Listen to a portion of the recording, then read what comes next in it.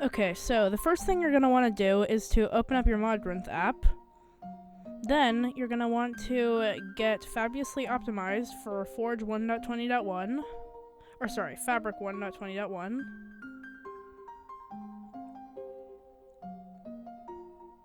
Then you're going to want to add the new NPCs mod.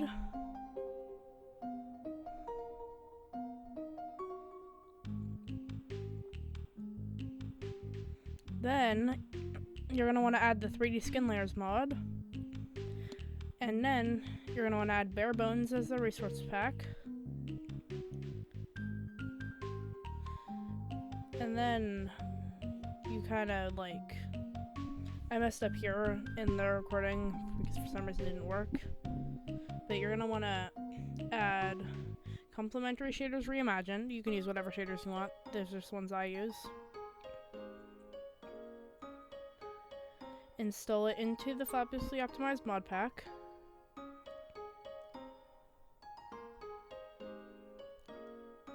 Then play the mod pack.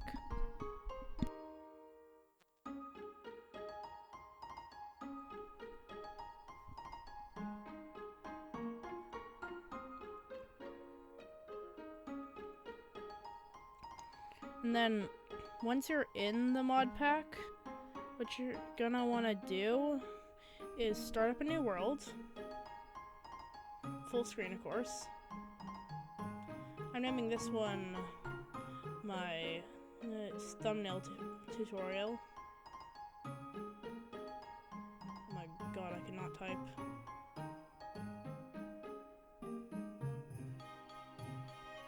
Thumbnail tutorial. Set it to creative mode, obviously. Then game rules, you're gonna disable all mob spawning, so just all those off. And then for world updates, you're gonna turn all those off too. Then you're gonna generate your world. Okay, so the first thing you're gonna want to do is to open up your Modrinth app. Now, once you load in, you're gonna want to pause the game, go to options and resource packs, and turn on Bare Bones. Then in video settings, and turn on shader packs, and complementary or whatever one you chose. Then what you're gonna want to do is find the perfect spot for where you want to take your photo. Usually like up on a hill or somewhere where you're higher than the rest of the terrain is how I usually do mine. And I say usually, but this is my first time doing a thumbnail like this for a video. Now, sometimes it can take like good 10-20 minutes of searching, but sometimes you'll find it right away. Like up ahead seems like a pretty good spot for a thumbnail. You can see that tallest patch right there. Then maybe like remove some of the flowers. Oh yeah, you also have to turn your render distance up to max.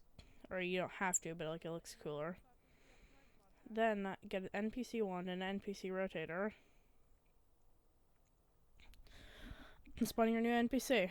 Now I'm going to be doing one with my avatar for this.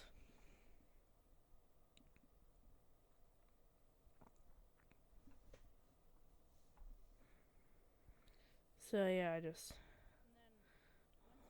then for the poses, you wanna make it kind of like an expressive, like welcoming pose for, like I'm doing, like I'm waving, a little goober, waving, move the arm out a little bit if it starts clipping, and then like I kind of moved the legs out a bit too, just to really make this pose as expressive as possible. I kind of moved every part except for I hardly moved the head, and I didn't move the body at all, I don't think. Then finalize, and then use the rotator to rotate it towards you. Then press F1, and then F9. Then go into chat, and click on that. And then go out of Minecraft, and click on the thing it just opened. Then press the 3 dots and save it to your computer. And then open up editing software. I use GIMP personally, just started, and then select it. That one right there is my other thing I was working on for this. This is the one we took just now. Now once it's in, you're going to want to open up Blockbench.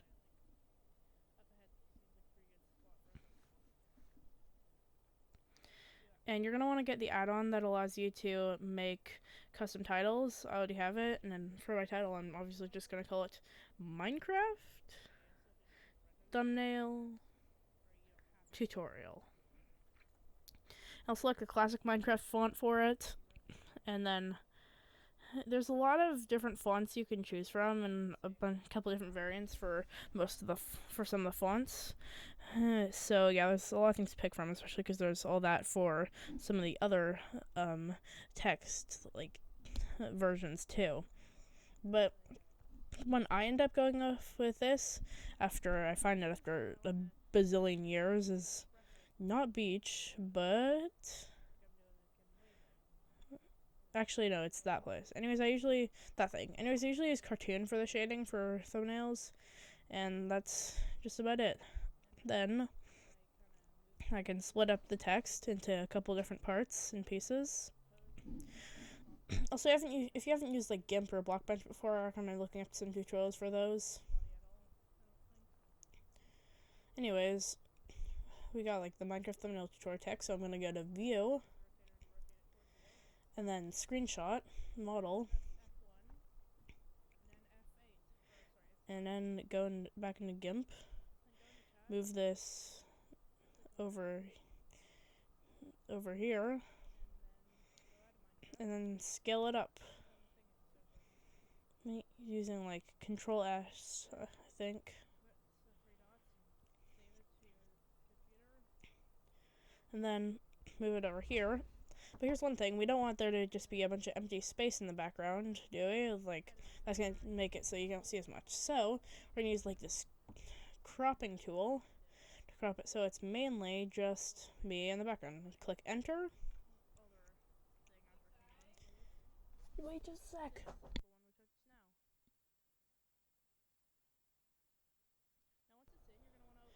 Okay, so then you're gonna want to just save it to your files.